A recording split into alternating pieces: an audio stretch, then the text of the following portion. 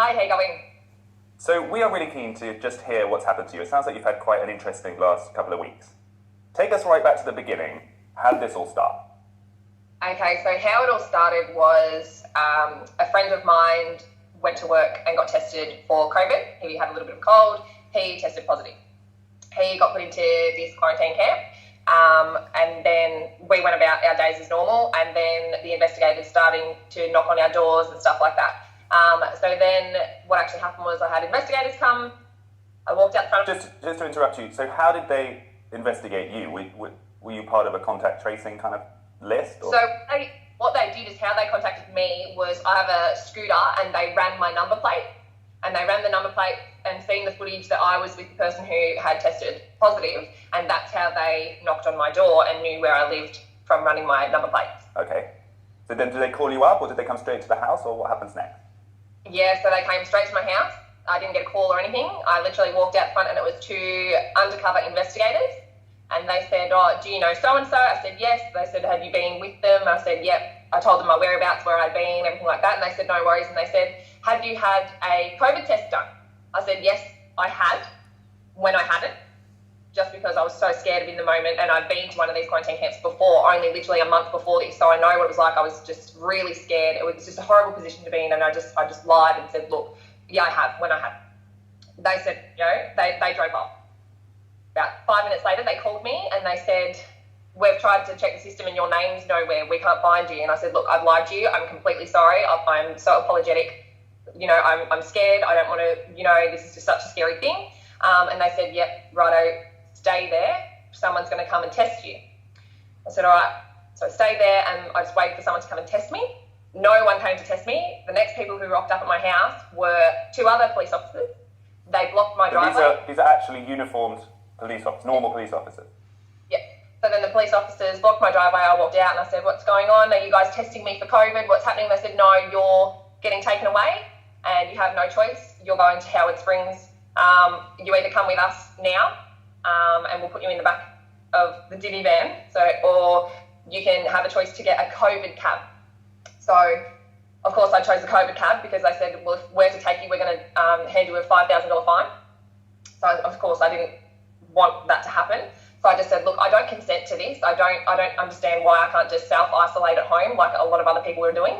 And they just said, we've just been told from higher up where to take you, and that's all that there is. So Howard Springs is the biggest COVID camp in Australia, isn't it? It's a huge network of cabins that is built to house potentially infected people. Yeah, so they are literally bringing in now hundreds of people that are of close contact or that have COVID. So it doesn't even matter if you test negative on your first test, your second or your third. They need to, because you're a close contact, you have to stay in there for 14 days, no matter what. So let's get back to this situation at your house. So these two policemen, what is the choice they give you exactly? Like, come with us in this van, or you get a $5,000 fine. Yeah, so you come with us, we take you there, and you're given a $5,000 fine, or we will call a COVID cab, and we will not fine you. So it's pretty much you have to consent, otherwise you're getting a $5,000 fine. Okay, so then some hours later, the COVID cab arrives. Yeah, it was probably, the policeman stayed at my driveway until this cab came. They said, can you please go pack a bag? So I went and packed a bag, and whilst I was packing my bag, I had my housemates at the front speaking to them, and they said, is she able to just do a test? And once that test comes back negative, is she able to, leave and come back to normal life? And these police officers said, yes, we're pretty sure that all you have to do is return a negative test and you'll be released. So that gave me, that calmed me down, knowing, okay, well, if I return a negative test, I can just go back home. So I got in the COVID cab and the police... I think you've got some footage that your mum took, actually, that we can play of you waving goodbye and getting into the back of a van. I've just come and she's being taken away, but look at the COVID van. This very parties and functions. How professional. Long live COVID. That is a COVID taxi, but it's actually a casino bus. So driving there, and then the police escorted me in, and then I never seen them police again. They left. They weren't allowed into the facility. So then new police came and they were in charge. Obviously, I was very distressed I was crying. I was saying this isn't fair. You know, it was just horrible to go through. And I stood there and I just said, can I please have a test now? Because I need these test results back, as I will be negative. And later on I was negative. The whole time I was there I was negative. And I said, once these go negative, am I allowed to leave? And she said, no, you're here for 14 days. So the first time you found out that you were there for 14 days was when you arrived? Yeah. Okay, so you get taken to a room, is it? A cabin? What's life like inside these camps? You literally get put on the back of a golf buggy with your bags, and these people are in hazmat suits and everything. They don't want to come near you because they think you're infectious, and they literally drop you to your room and they leave you. They don't come and say anything. They don't check up. They don't do anything. You know, you get delivered your meals once a day and you are just left. And are you allowed to talk to people? I mean, we could have you spoken to people from inside the camp? We can, but we're only allowed to stay in our designated areas, which is nothing, maybe 2 meters. We have a deck that we're allowed to go out and maybe get a little bit of sunlight, but that is it. If you get caught off your decking without a mask on or anything, you get a $5,000 fine. And then that happened to me, so I didn't get a $5,000 fine. I got a written up warning, which is, I actually sent you guys some footage on that as well. Yeah, so tell us about what we're about to see here. So these are the officials inside the camp who are disciplining you because you were apparently not being contained within your area, is that right? Yeah, correct. So I went to the bin to put something in the bin that I was not wearing a mask.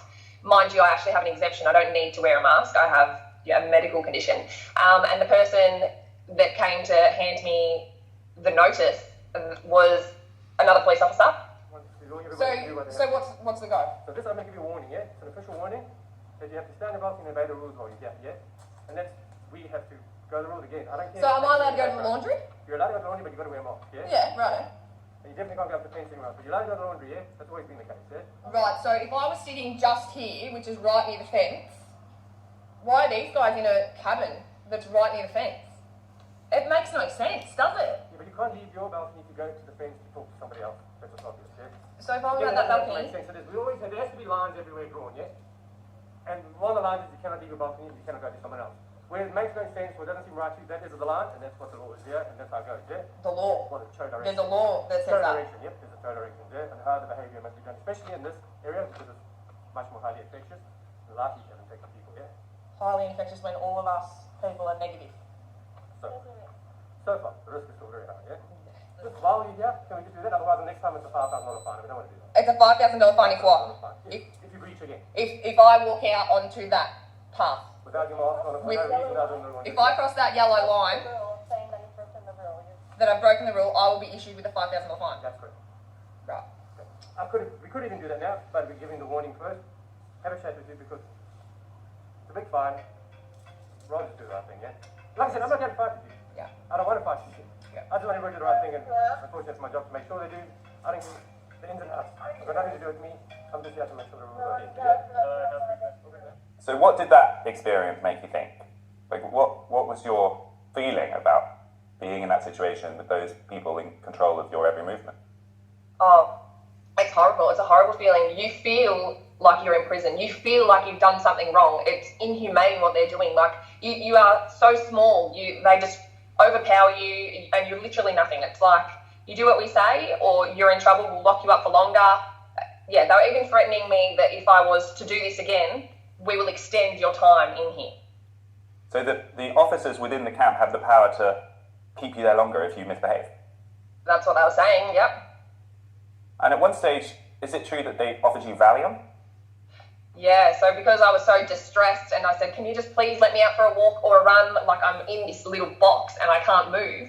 Can I please, I'm anxious, I'm feeling not well, I need to get out. And they literally said, we've got a doctor calling you and we'll get some Valium prescribed to you that you can call us anytime you like and you can have Valium. Just to calm you down? Yeah. So when did this end, Hayley? You were in there for the full 14 days? Yeah, correct. Yeah, 14 days. And that was a few days ago that you came out? Yeah, I think I've been out a week and a half now. So during that whole time, how many times were you tested, and did you ever test positive? Never tested positive at all, and I was tested 3 times. So at the moment, you haven't had COVID? never had COVID. And I was in close contact to someone, never got it, and I was treated literally like a criminal. What's happened to you since you came out? I no longer have a job as I was casual at where I was working, so I am now unemployed. So you were working in a store, or what? How did that happen? Yeah, so I was just working in a retail store. Obviously casual, you don't get paid any sick leave or for being away from your job. So I wasn't getting paid or anything whilst I was being in there. They compensated me, I think, $1,500 for the 2 weeks. And that was all.